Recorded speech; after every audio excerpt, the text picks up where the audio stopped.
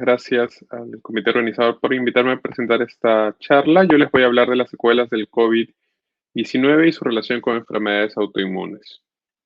No tengo un conflicto de interés relevante para esta presentación y un poco de los que les voy a hablar es qué es este tema del síndrome post-COVID, secuelas post-COVID, cómo impactarían en pacientes con enfermedades autoinmunes o qué es lo que sabemos al menos hasta ahora y qué podríamos hacer en nuestros pacientes.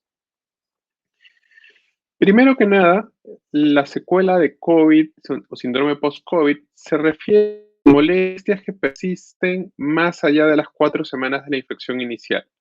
Es decir, si un paciente es diagnosticado hoy y el paciente de aquí a 4 semanas persiste con molestias, esas molestias van a encajar dentro de lo que llamamos secuela de COVID o síndrome post-COVID.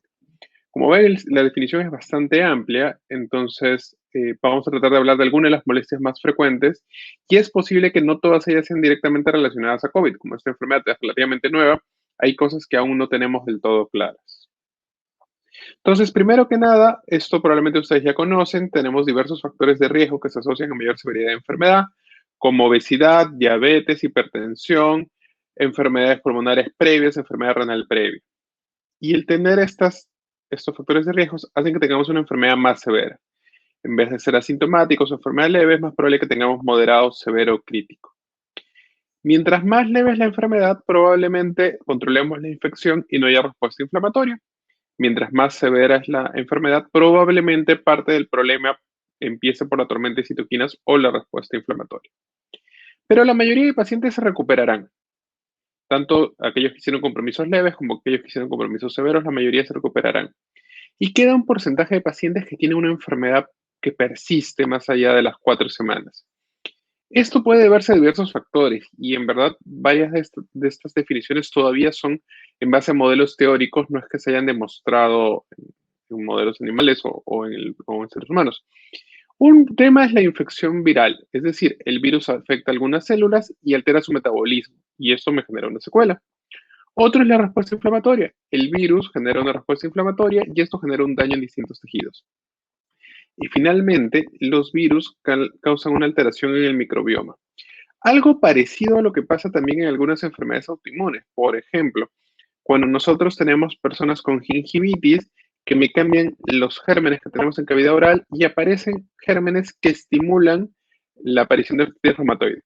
Esta lógica podría pasar también en pacientes con COVID. Es decir, se alteraría el microbioma, se alterarían los microorganismos que normalmente tenemos y esto hace que aparezcan nuevos compromisos. Y esto es lo que se llamaría la secuela posaguda o el síndrome post-COVID. ¿Qué compromisos son los más frecuentes? El más reportado es fatiga. El problema con la fatiga, al igual que en pacientes con enfermedades autoinmunes, es que la fatiga puede ser por causa inflamatoria o puede ser por factores psicosociales. Varios de ustedes sufren de enfermedades autoinmunes, así que probablemente esa parte la tienen inclusive más clara que yo. La idea es que a veces la fatiga ocurre porque hay mucha inflamación en el cuerpo. Por ejemplo, un paciente con lupus, cuando está más activo, puede sentir más fatiga. Pero también a veces depende de factores psicosociales. Entonces, a veces estamos más estresados, a veces estamos preocupados porque no podemos trabajar como quisiéramos, porque nos quedó una secuela y esa secuela no nos permite hacer nuestra vida normal y eso nos genera fatiga. Si eso pasa en autoinmunes, donde no tenemos riesgo para las personas que viven con nosotros, imagínense cómo pasaría un paciente con COVID, que se infecta y además del riesgo, del miedo que uno tiene a morirse o a complicarse, está el riesgo que tenemos de contagiar a las personas con las que vivimos.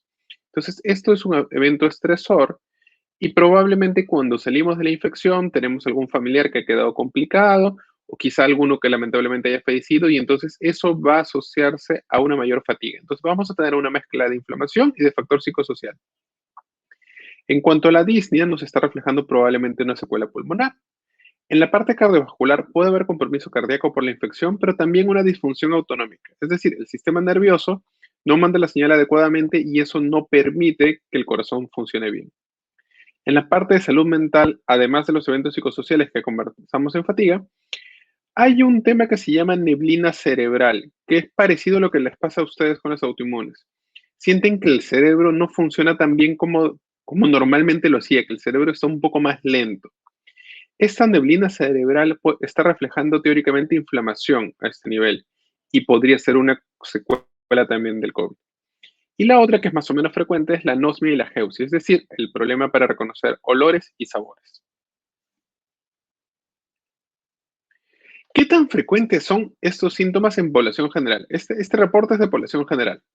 Entonces vamos por partes. Hay síntomas que son del evento agudo y que después no deberían aparecer, como la fiebre. La fiebre me dice que que la infección está presente y que la infección está activa. Pero cuando vemos a los 5 meses, 9 meses o 12 meses, la fatiga se fue. Perdón, la fiebre se fue. El dolor de garganta se fue. Las náuseas, vómitos, la diarrea, la mayor parte se fueron. La alteración en gusto y olfato puede persistir. Pero miren, por ejemplo, la disnea y la fatiga. Es verdad que se resuelve una parte, pero queda una parte importante de fatiga. Miren, la fatiga puede quedar hasta un 50% en personas sin enfermedades autoinmunes de base, podría quedar hasta un 50% hasta un año después de la infección. Una capacidad reducida para el ejercicio, problemas de concentración o dificultad para encontrar las palabras, problemas de sueño, ansiedad, dolor, palpitaciones y, bueno, otros compromisos más frecuentes. Entonces, ¿qué podemos ver acá? En población general, los síntomas post-COVID más frecuentes son síntomas que también pasan en enfermedades autoinmunes. Casi todas las enfermedades autoinmunes se asocian a fatiga y la gran mayoría de ellas se asocian a reducción en la capacidad física. Entonces, si tenemos un paciente que ya tenía fatiga previa o que tenía riesgo de fatiga previa o que tenía una capacidad física disminuida previamente y encima tiene COVID, es teóricamente más probable que hagan estos compromisos. Y tienen una menor reserva. No es lo mismo un deportista profesional que hace COVID y que su capacidad física reducida probablemente siga siendo mejor que nosotros, que una persona que ya tenía limitación y que tiene COVID y que tiene una reducción aún mayor de su capacidad física. Hay pocos estudios que analicen qué pasó en pacientes con enfermedades autoinmunes. Entonces, este es uno de los pocos que compara pacientes con inmunosupresores y sin inmunosupresores. A la izquierda de ustedes, aquellos que tenían inmunosupresores, a la derecha de ustedes, aquellos que no tenían inmunosupresores. En aquellos que tenían inmunosupresores, a los 30 días, porque recordemos que el síndrome post-COVID es después de las 4 semanas, a los 30 días, las 2/3 partes tuvieron fatiga, contra la población general que solamente la tercera parte tuvo fatiga. El 20, casi el 30% tuvo dolor muscular, contra el 16% en los que no tenían enfermedad, no usaban inmunosupresores. Y en la tercera parte tenía disnea, contra el 12% de los que no usaban inmunosupresores. Esto es en población norteamericana, incluyendo 1.500 pacientes. Entonces es un grupo más o menos grande. Y lo que nos dice acá es que hay síntomas que van a ser más frecuentes en los que usan inmunosupresores. Pero hay otros que no. Por ejemplo, el tema del olfato o el tema del gusto es igual en los que usan y no usan inmunosupresores. El dolor de cabeza también es bien similar. Pero aquellas cosas que son frecuentes en pacientes con autoinmunidad, como fatiga, disnea o dolor, son más frecuentes también a los 30 días después de tener COVID. Y si vamos a síntomas severos, la fatiga, el dolor y la disnea persisten siendo más elevados que en los que no usan inmunosupresores. Fatiga moderada severa tenemos en un 43% de las personas. Entonces, casi uno de cada 2 pacientes que usan inmunosupresores y que tengan COVID van a tener una fatiga moderada severa después de los 30 días. Es decir, es un porcentaje bien alto. Dolor, 1 de cada 5 y disnea, 1 de cada 10.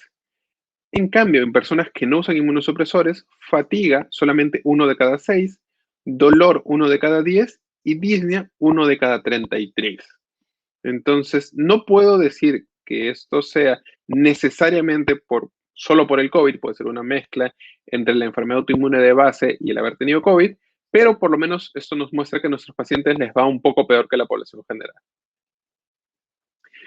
En España compararon 50 pacientes con enfermedades autoinmunes reumatológicas y 50 pacientes sin enfermedades autoinmunes reumatológicas. Acá no hubo diferencia en la frecuencia de las molestias, ni la disnea ni la fatiga. Pero miren que las proporciones acá son distintas que en Estados Unidos. La disnea fue alrededor de 35% en ambos grupos y la fatiga 25% en ambos grupos. Este estudio es algo más pequeño, entonces eso también podría estar reflejándome las diferencias o también podría ser el tipo de paciente. Lamentablemente, por el poco tiempo que tenemos con la enfermedad, no hemos podido todavía analizar por grupos más específicos. Es decir, decimos pacientes con autoinmunes, pero no necesariamente pasa lo mismo que si yo en un paciente con lupus, que en un paciente con artritis reumatoide, con un paciente con Sjögren, que un paciente con esclerosis sistémica, y no es lo mismo quizá un paciente que tenía un problema pulmonar de base que alguno que no lo tenía, por ejemplo, o que tenía la enfermedad controlada contra alguno que no lo tenía. Pero, digamos, todavía no hay un consenso realmente si es que les va peor o no, o qué tan peor les podría ir. Entonces, ¿qué debemos hacer? Primero que nada, tenemos que identificar a nuestros pacientes. Tenemos que evaluar a las 6 semanas después de tener COVID y buscar molestias, buscar síntomas diversos. No solamente si les falta el aire o no, sino, por ejemplo, si la función mental superior está conservada, es decir, la memoria se mantiene, la capacidad de concentración se mantiene. Buscar evaluaciones adicionales. Los pacientes pueden estar deprimidos, pueden estar estresados, pueden tener estrés postraumático, entonces deberían pasar por psicología o psiquiatría para ver su manejo. Debemos planificar el cuidado, quién lo va a ver, cómo lo va a ver, con qué frecuencia lo va a evaluar, para que así el paciente tenga un poco más de seguridad. Y debemos establecer el manejo. Probablemente varios de ustedes ya conocen lo que es el automanejo. Es decir, necesitamos que el paciente sepa cómo manejar algunas molestias, hacer una rehabilitación integral, no solamente pulmonar, y ver medios de soporte, porque en un paciente con autoinmunes que ya tenía limitación, tener COVID probablemente le haya generado más limitación y necesite más soporte. Tiene que haber un monitoreo constante y tenemos que compartir información, porque si no empezamos a reportar lo que ocurre y lo que hacemos con esos pacientes, probablemente sigamos en la misma nebulosa que estamos ahorita. En conclusión, las secuelas de COVID son frecuentes, aunque no están completamente definidas. Quizás las más frecuentes sean fatiga y disnea, pero también el impacto en funciones mentales superiores es importante porque es frecuente aparentemente y por lo que implica en calidad de vida para nuestros pacientes. Podrían ser más frecuentes en pacientes con enfermedades autoinmunes, pero no sabemos exactamente qué tanto más frecuentes serían y en qué pacientes serían más frecuentes. Es probable que aquellos que tienen un compromiso más severo también tengan más secuela. Como les decía, cuando comparamos un deportista calificado contra alguno de nosotros que no hace tanto deporte, probablemente el deportista calificado tolere mejor las secuelas que nosotros. Y eso mismo podría pasar en pacientes con enfermedades autoinmunes que tienen daño contra alguno que no lo tiene. Y el manejo debe ser multidisciplinario, porque no es solamente un tema de rehabilitación por medicina física, sino también probablemente evaluación por neurología, evaluación por psicología, psiquiatría, el manejo por reumatología para manejar dolor, para mantener el control de la enfermedad autoinmune. Si no hacemos manejo multidisciplinario, probablemente se nos escape alguno de los compromisos y estas molestias sean más complicadas para nuestros pacientes. Muchísimas gracias.